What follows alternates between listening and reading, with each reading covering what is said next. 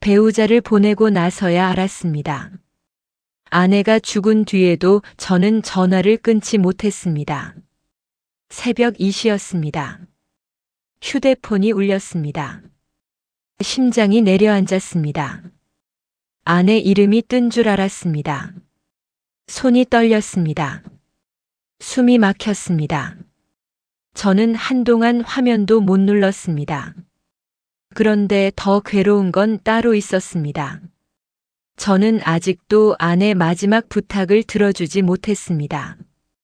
그날 왜 그렇게 화를 냈는지, 왜 그렇게 귀찮아했는지, 왜 단 한 번 더 같이 가주지 않았는지, 그 후회가 아직도 제 목을 조릅니다.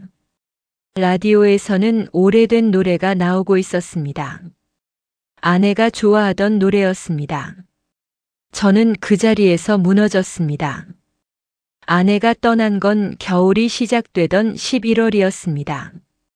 오후 5시쯤 병실 창문에 해가 비치고 있었습니다. 아내는 많이 말라 있었습니다. 손등에는 주사바늘 자국이 남아 있었습니다. 그런데도 웃었습니다. 저를 보면서 계속 웃었습니다. 저는 그게 더 싫었습니다. 더 불안했습니다. 괜히 화가 났습니다. 아내는 자꾸 집에 가고 싶다고 했습니다. 병원 밥 말고 된장찌개 먹고 싶다고 했습니다. 저는 힘들었습니다. 회사도 그만둔 상태였습니다. 병원비도 겁났습니다. 잠도 제대로 못 잤습니다. 그래서 어느 날 결국 짜증을 냈습니다. 좀 참으면 안 되냐? 그 말이 아직도 귀에 남아 있습니다. 아내는 조용히 고개만 끄덕였습니다. 그날 이후 저는 아내 눈을 제대로 못 봤습니다. 좀 참으면 안 되냐? 저는 피곤해서 한 말이었습니다. 그런데 아내는 아무 말도 안 했습니다. 그 표정이 아직도 잊히지 않습니다. 저는 그날 제 사람이 얼마나 외로웠는지 몰랐습니다. 며칠 뒤였습니다. 새벽 4시 병원에서 전화가 왔습니다. 저는 택시 안에서 계속 중얼거렸습니다. 괜찮을 거다. 이번에도 괜찮을 거다. 아직은 아닐 거다. 그런데 병실 문 앞에서 무너졌습니다. 아내는 조용히 누워 있었습니다.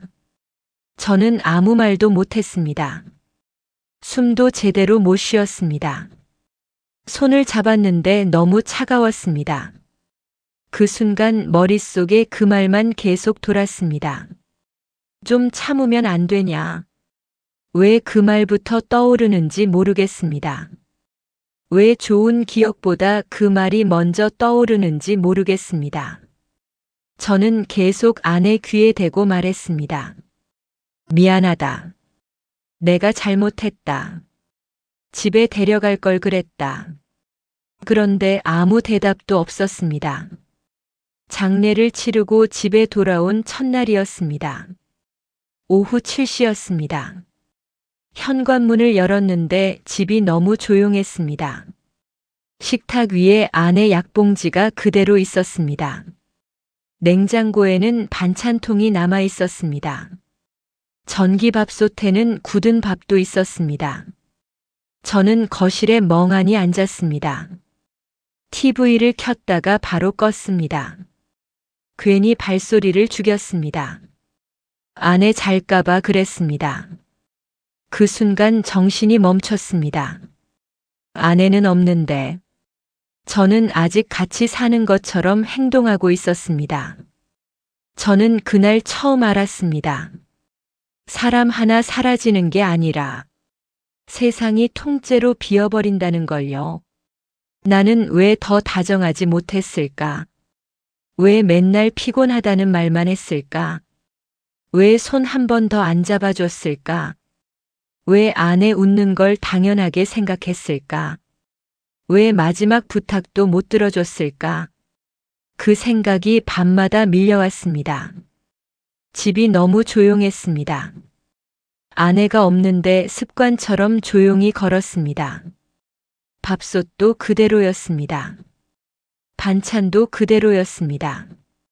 저는 그제야 사람이 아니라 세상을 잃었다는 걸 알았습니다.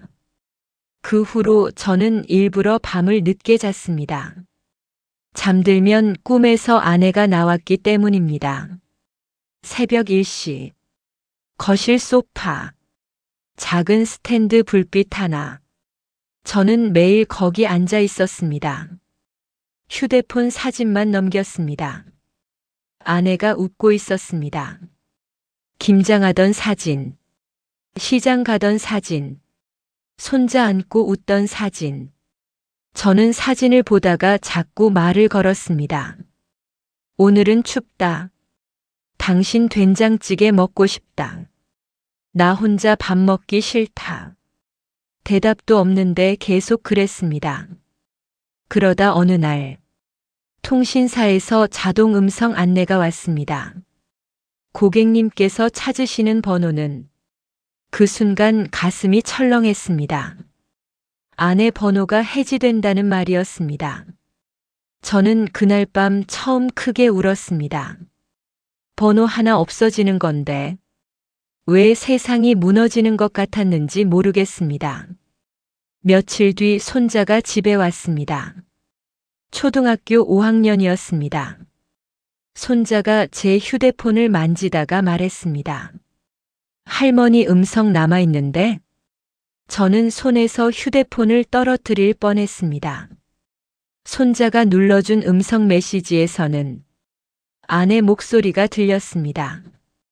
여보, 나 없어도 밥 잘 챙겨 먹어요. 저는 그대로 주저앉았습니다. 목소리가 너무 익숙했습니다. 금방이라도 부엌에서 걸어 나올 것 같았습니다. 아내는 끝까지 저를 걱정하고 있었습니다. 저는 또 울었습니다. 미안했습니다. 고마웠습니다. 그리웠습니다. 그리고 처음으로 조금 안심됐습니다. 아내가 원한 건 대단한 게 아니었습니다.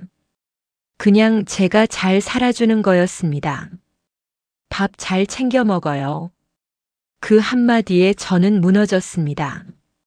끝까지 걱정한 건 아내였습니다. 끝까지 못 놓은 건 저였습니다. 저는 아직도 그 음성을 지우지 못합니다. 지금도 저는 가끔 아내 번호로 전화를 겁니다. 연결은 안 됩니다. 당연합니다.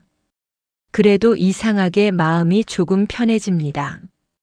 요즘은 아내가 좋아하던 화분에도 물을 줍니다. 혼자 시장도 갑니다. 된장찌개도 배워봤습니다. 맛은 아직 없습니다. 그래도 웃으면서 먹습니다. 아내가 보면 분명 웃었을 것 같아서요. 배우자를 먼저 보내고 남는 건 후회만일 줄 알았습니다. 그런데 시간이 지나니 감사함도 남았습니다. 오래 같이 살아준 것, 끝까지 내 옆에 있어준 것, 마지막까지 나를 걱정해준 것, 그게 참 고맙습니다. 혹시 지금 옆에 사랑하는 사람이 계신다면 오늘은 조금 다정하게 말해보셨으면 좋겠습니다. 나중에는 그 한마디가 평생 남습니다. 그리고 제 이야기가 마음에 닿으셨다면 좋아요와 구독, 댓글로 함께 이야기 나눠주시면 감사하겠습니다.